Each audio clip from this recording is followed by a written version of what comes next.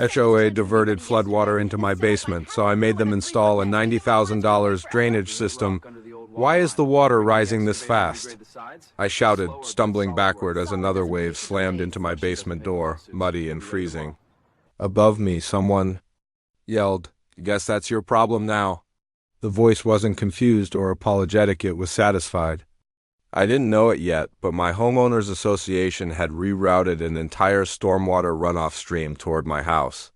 Not by accident, not by mistake, but with the kind of quiet cruelty people deny while enforcing it. They thought they could drown me out of the neighborhood. Instead, they triggered a $90,000 consequence.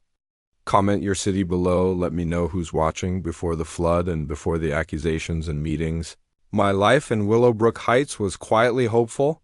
My name is Marcus, and moving into that neighborhood felt like a personal milestone. After years of saving, double shifts, and carefully repairing my credit, I finally purchased a small brick house on a tree-lined street. It wasn't fancy, but it was mine. Every morning I ran the same loop, nodding politely to neighbors who offered. Tight smiles that looked more like muscle reflex than friendliness. Still, I convinced myself they'd warm up eventually. The house itself became my peace. The basement, especially, was my favorite place. It was cool, spacious, and perfect for my hobby refurbishing old furniture. I'd spend hours sanding a tired chair or staining a table back to life. It was grounding work, something steady after years of instability.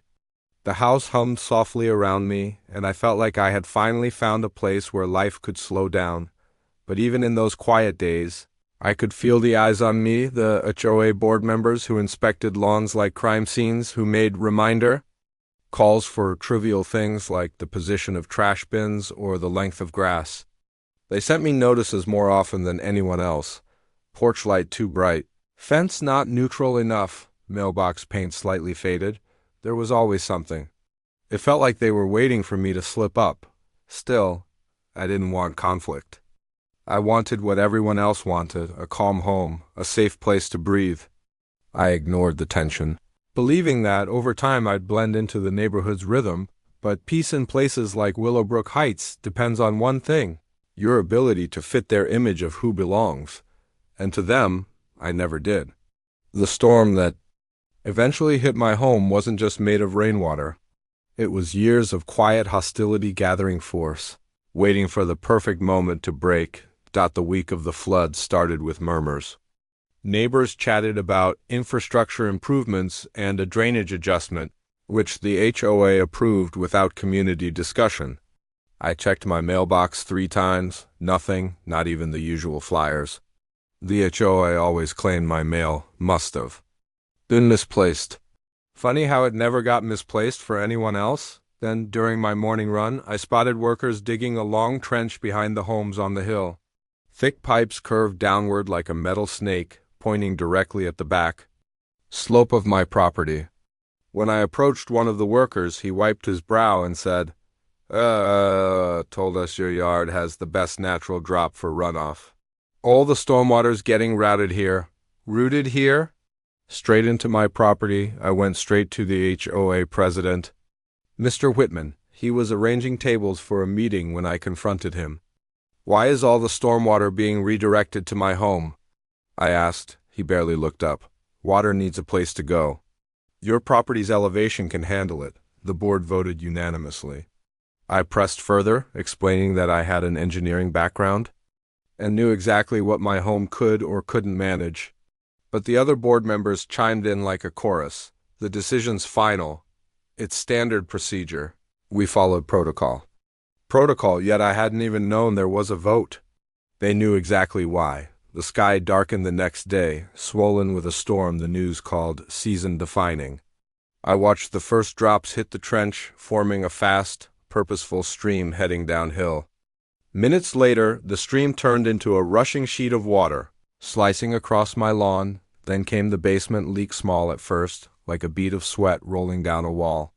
I grabbed towels and buckets, thinking I could control it. But when I opened the stairwell door, a wall of muddy water surged forward, knocking me off balance. I choked back panic as the basement filled, the water rising past my ankles. Outside, neighbors gathered under umbrellas. Some watched with curiosity, others with smirks. One shouted, "Maybe keep up with your property next time." Another added, "Good lesson for him." I didn't need them to spell it out. The undertone was unmistakable. This is what happens when someone like you complains too much. This is what happens when you don't fall in line. My sanctuary drowned within. An hour, furniture I'd restored by hand floated lifelessly, tools rusted under brown sludge. The place I built piece by piece was ruined. I took photos, videos, and everything I could document. When I contacted the HOA, they sent a notice claiming the damage resulted from improper home maintenance. They knew what they'd done.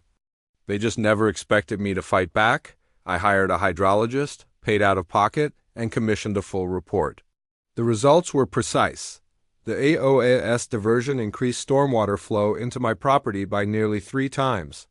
Armed with evidence, photos, timelines, and a folder of past discriminatory notices, I prepared for the next HOA meeting. They thought I'd clean up, stay quiet, and move on. They were wrong. The HOA meeting room overflowed.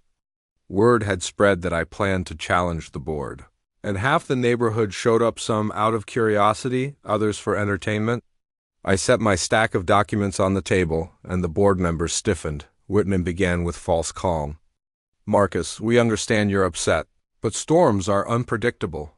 "Storms are unpredictable," I interrupted. "But trenches engineered to funnel water into one home aren't." Murmurs rippled through the crowd. Someone muttered, "Here he goes." Another whispered, "Always pulling the race card." I ignored them and laid out every piece of evidence, before and after photos of the trench, flow calculations from the hydrologist, timestamps, records of ignored messages, and the pattern of targeted notices. The room quieted. Not because they sympathized, but because they realized what I had. Proof. The HOA attorney finally spoke. "Even with this documentation, the board isn't financially responsible." That's when I slid the final document across the table, a legal notice from my own attorney outlining civil rights violations, discriminatory misuse of authority, and property damage. The board froze. Whitman's voice cracked as he whispered to the others. After a frantic private discussion, he returned to the microphone. We'll fund and install a professional drainage system to correct the issue." He swallowed. "Estimated cost? $90,000. Gasps filled the room. Anger flared, not at the board, but at me for holding them accountable. For the first time, their outrage didn't shake me. I had finally taken back the ground they tried to wash away. Dear audience, where are you watching from? Drop your city name below. The drainage system took months to build, including retaining walls, underground channels, and industrial pumps. Every day I watched, knowing each piece was a forced confession of what they'd done.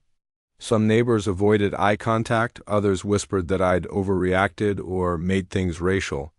But the truth was simple. Racism hid behind their rules. Long before the rain arrived, when the next storm hit, water rushed toward my property, then vanished cleanly into the new system. Not one drop touched my yard. Their attempt to push me out was what kept me. Racism doesn't always shout. Sometimes it signs documents, casts votes, and redirects water. My story is one of thousands. The question is, when the quiet injustices flood into the open, who will demand repair? Thanks for watching. Share this video if it moved you, and don't forget to comment your city below. Take care.